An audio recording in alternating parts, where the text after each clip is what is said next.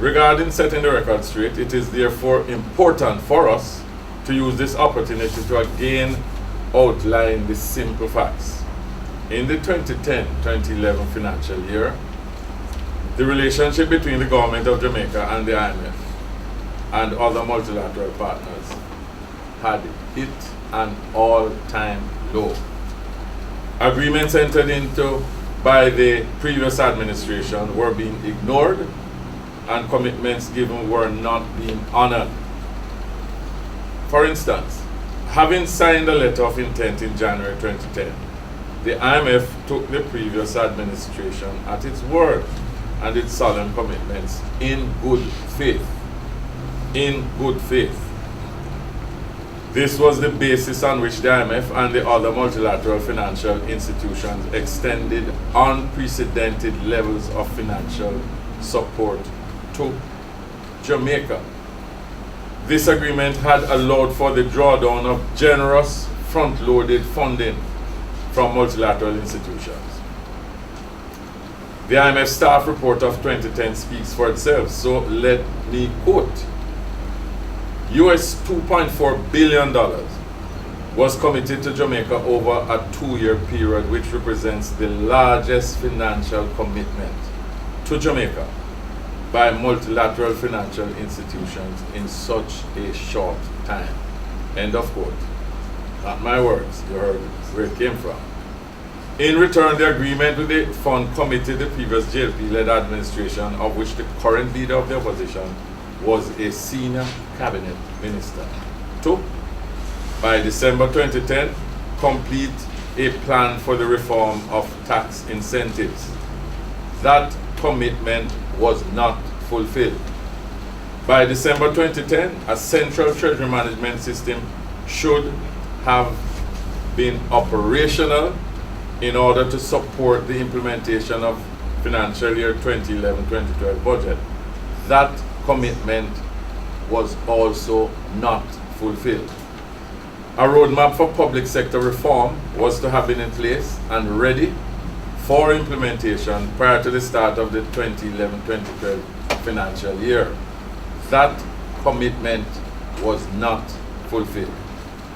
Other key commitments made and not substantively completed included: 1. Tax reform, 2. Public sector pension reform, and public debt management legislation.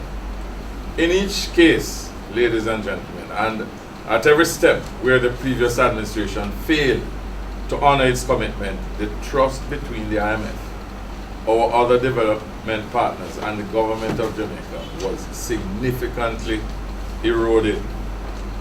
Recall that all of this culminated in the IMF being unable to apply the quarterly tests, which are a feature of the agreement which was entered into. Recall as well the 13 successive quarters of negative growth, and within an atmosphere where there was a paucity of credible information from the JLP administration regarding the state of affairs within the economy. JLP lacking credibility, let's look at it, hiding critical facts from the Jamaican people. We therefore find it ironic that the JLP's leader referred to the current administration as not being frank with the people of Jamaica, when the people of Jamaica will also recall that the then JLP administration maintained its silence regarding the status of the IMF agreement for 12 long months. This silence was only broken when a representative of the IMF informed the Jamaican people that as a consequence of Jamaica's failure to honor its commitments, the fund was unable to take a program review to the board of the IMF.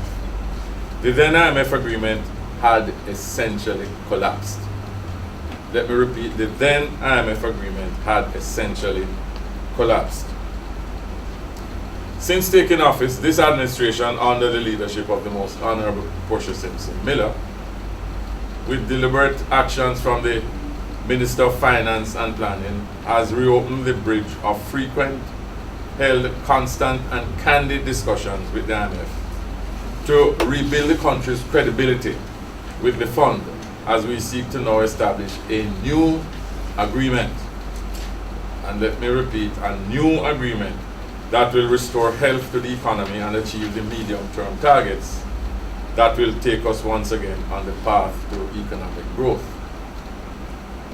Regarding the truth about the PNP's management of the economy, this takes me to another habit of the opposition leader regarding misinformation about the economic record of successive PNP administrations. Let me remind also the Jamaican people of the facts.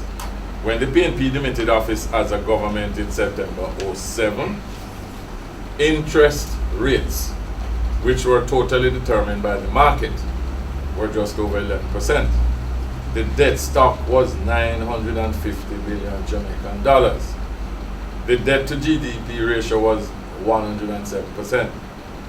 Unemployment had fallen to the lowest in our post-independence history. Unprecedented levels of infrastructural development. By December 3, 2011, the debt stock had jumped to 1.6 trillion Jamaican dollars, an increase of over 60%. As the Minister of Finance and Planning discovered the true state of affairs, it was clear that the decisions and actions of the former JLP-led administration had yielded a debt to GDP ratio of 131% by March 2012. It is a long-held view of rational people that everyone is entitled to his or her own opinion, but not to their own facts.